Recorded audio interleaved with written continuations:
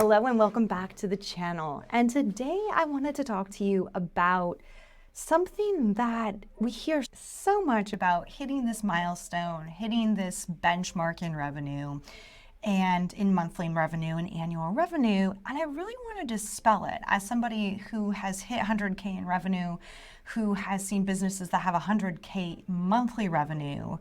A few amazing things about getting there for your solo business and your service-based business, and some things that you want to think about as you are continuing to grow your business and really just stepping into your true leadership as an entrepreneur. When I decided to start my business in 2015, I didn't really go too far away from my expertise. My expertise has always been in business, has always been in financial consulting. And so I made the jump very quickly from I am a corporate employee doing consulting to I'm a freelancer, right? Very different, right? A freelancer is just doing the same work, but now you're not on a W-2, you're not on somebody's paycheck. Now you're responsible for taxes, you're responsible for a lot of the burden for sales, taxes, all that kind of stuff. And I was just freelancing, had a great hourly rate, had some great clients, not thinking too much more about it. I hopped into one entrepreneurial seminar and they really honed it in that you really want to have a niche, you really want to focus. And so 2015 for me is when I started really actually becoming a business owner and having my own legal entity, having a team, hitting more financial success. I decided, based off of where I was in Los Angeles, California, the expertise that I had in financial management and in business growth, that the logical explanation and the niche that I would focus on would be the cannabis industry. Now, in 2015, you have to recognize that there were still some of the same issues that exist in the cannabis industry today. However, states were just beginning to legalize. This was the gold rush. There's people coming from entertainment, from tech, from all these other industries that really wanted a piece of this pie, of the cannabis pie, right? Now, if you followed this channel before, you've probably seen some of my videos on that it's actually quite hard to build a profitable business in the cannabis industry because it is one of the most regulated industries out there.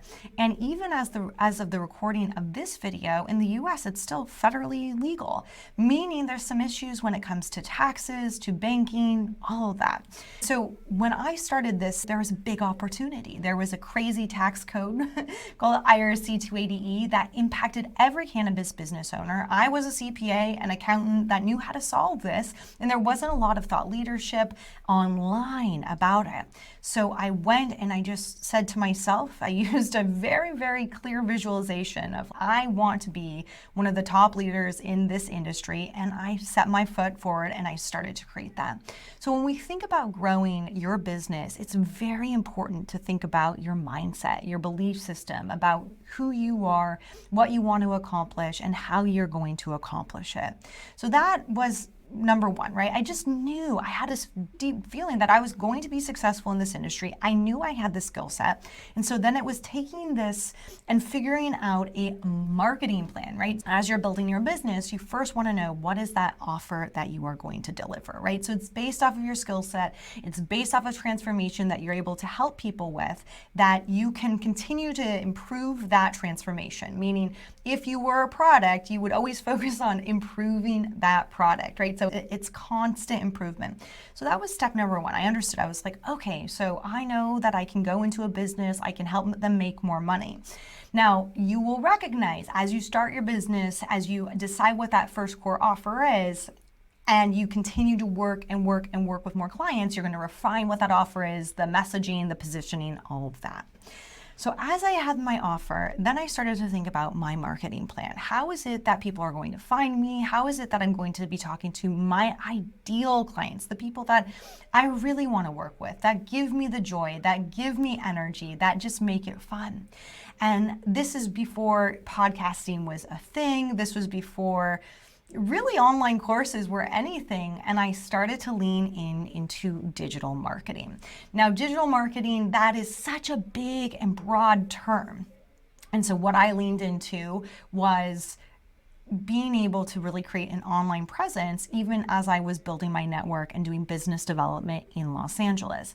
And I started to do that through a podcast. Podcasting now, even in 2024, is still great for your own thought leadership. It's great for you to be able to feel confident, to be able to talk well, to be able to engage and interview experts that are in your industry. That could be collaborators, could be clients, could be potential partners. So it's even though the market is saturated, there are opportunities still in it for you. You have to define what it is that you want that success metric to be for you if you decide to go into podcasting.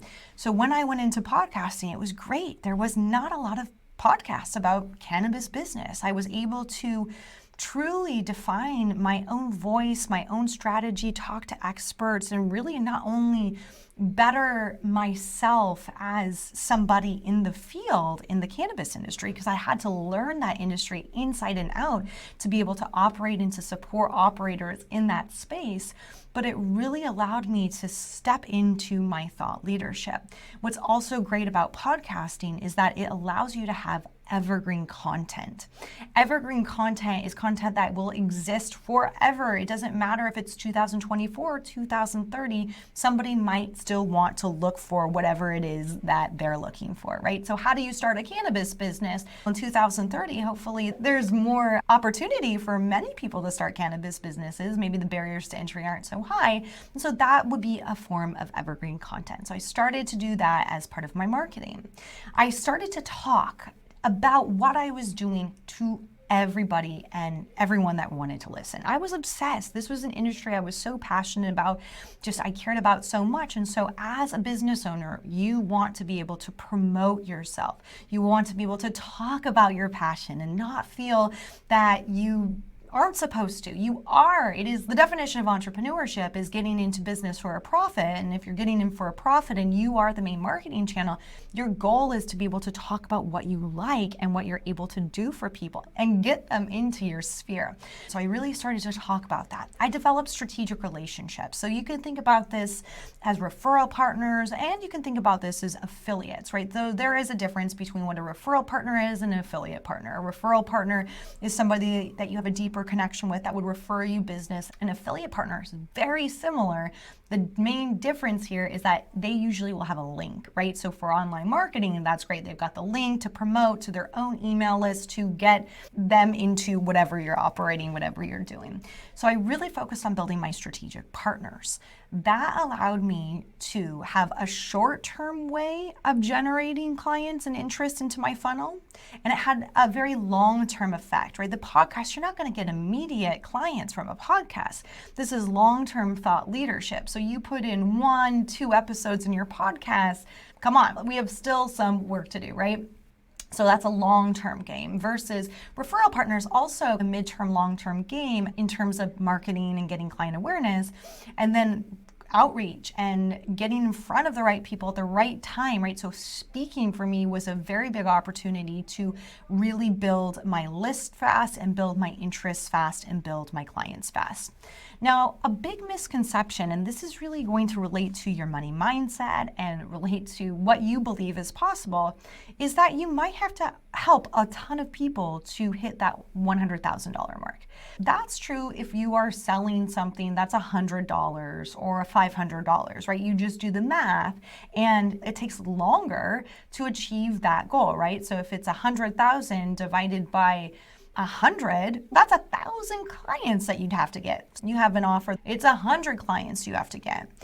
Going a little bit deeper, you've got an offer that's 5,000. How many clients do you have to get? It's not as many. So there is still, as you can see it, there's still reframing as I'm speaking to you about this of how you look at opportunity, how you look at helping people, making an impact, making sales, right? So the mindset that you'll want to have for yourself to hit that 100K mark is really powerful and really potent when you can nail it. And this is something that you'll continue to work on throughout your entire career as an entrepreneur, right? You'll always have new levels of this different type of success. So built my strategic partnerships, built my long form content, right? So that was podcasting, started to do events, became a thought leader, right? So how do you become a thought leader? Doing those things, working with the right people. Cannabis is a very government-oriented industry. I started to work with government officials. I started to get my name out there at city council. So I did a lot of different types of networking to start building the traffic awareness of my brand, of myself. And from there, and I had developed this idea of an offer. And so from there, I started to get clients. And clients would then come to me and say, this is what I need help with. Pretty soon it was obvious that at that space and at that time that most of the clients needed two different things. And I started to specialize in those two different things. It is related to cash flow, financial projections, financial forecasts. Some of them needed standard operating procedures because applying for licenses, and some of them needed business plans, right? So there was three core things that I could build a premium offer around, and I could sell that. And if people didn't want that, then I could downsell into one of those core offers. Now, each of those offers were priced to profit. They were priced in a way that, for me was like amazing because it was a lot of money. It was, again, we think about mindset. Even if I'd worked in the corporate world, I'd never sold anything, but selling stuff for $2,500, $5,000 was like really cool for me and really big. Right now, as I've been an entrepreneur and understand the value more of my own services, I was like, I could have charged a lot more. So the whole pricing is something that you have to not only see the value in your own services, the client has to see it. And then if you sell too much of them too fast, it means your price is probably too low, right?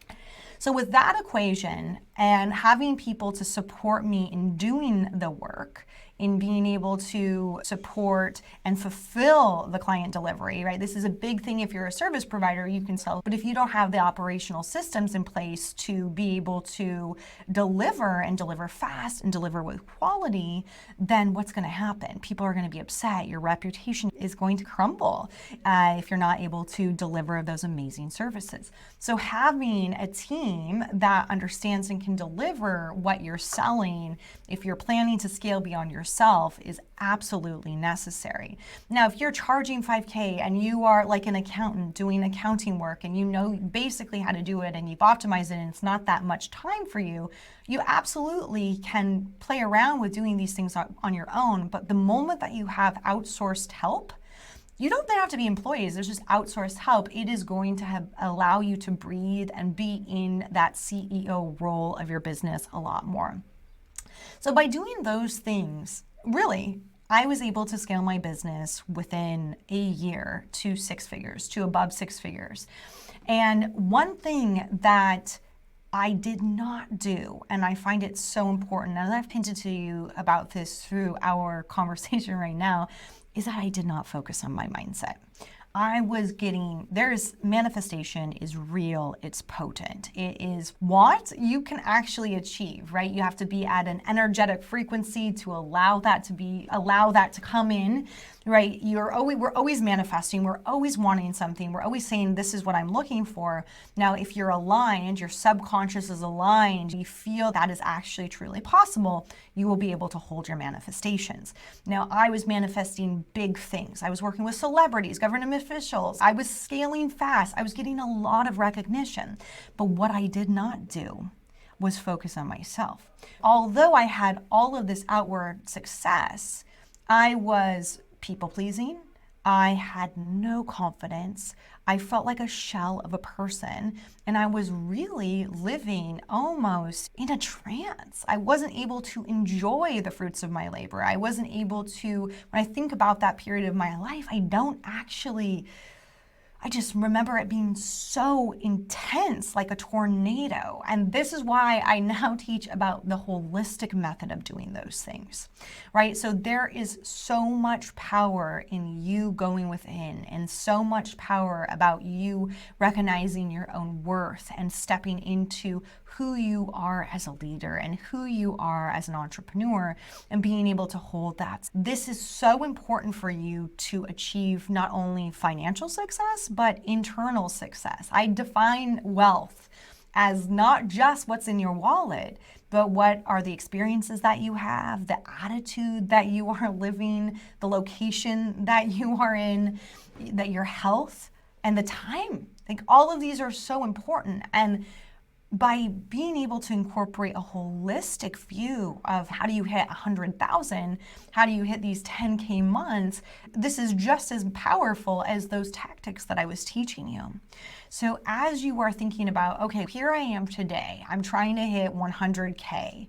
What is it that I have to do? You already know some of the tactics, right? You want to have a scalable offer. That scalable offer is something that you'll continue to refine. You know that you can outsource that to somebody, to a machine, to some form, right? Even if you are the product, this is definitely still possible, right? We also know that we want to price that scalable offer to profit.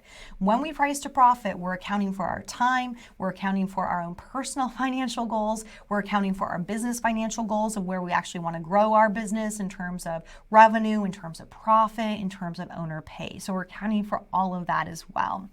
We want to make sure that we have a marketing plan. A marketing plan, because now we are in the digital age, a marketing plan is so powerful that it includes not only the offline element of building network and building community, but the online effort of doing all of those things. Marketing plan takes into account how you're finding clients, how you are nurturing the leads that are not becoming your clients straight away, subscribe to your opt-ins, to your lead magnets, all that kind of stuff, that you have a plan to actually nurture them and to build relationships with them, and that you are using your website as a beautiful sales tool to support you in all of this. This is the sales and the marketing that will help you scale to 7 to 8 figures, right? But you want to start it with, I believed in myself. I did. That's why I was able to go do that. Maybe I had those blinders on, but I was quite focused. But what happened was, when I hit those levels of success, I was not ready because I didn't believe I deserved those levels of success. This is where money mindset, your belief system, the work that you want to do on a subconscious level is really important, because our beliefs about money, our beliefs about ourselves, those are all formed at a very formative age, between 0 and 7. So the things that are impacting you right now as a leader, with your money, with your success, they're not necessarily the way on how you're doing things, but it's the underlying belief system that is pushing you in a way to do them that way. So when you can start identifying and becoming aware of how you're acting and why you're acting a certain way, and that it's not serving you, you can then start to rewire your mindset, those belief systems, and put in different belief systems to help you achieve what it is that you want to achieve. I just want you to be able to close your eyes. We can do it actually right now. And I want you to envision yourself hitting this financial milestone of $100,000 in revenue in your business, especially if you're going for those 10K months. $10,000 in revenue in that business. What is it that you want to shift, that excites you in who you are as a leader, to be able to hold that, to be able to see yourself in that worth, to be able to feel confident and know that you deserve that? All right. Thank you so much for watching this video. I will talk to you soon. Ciao.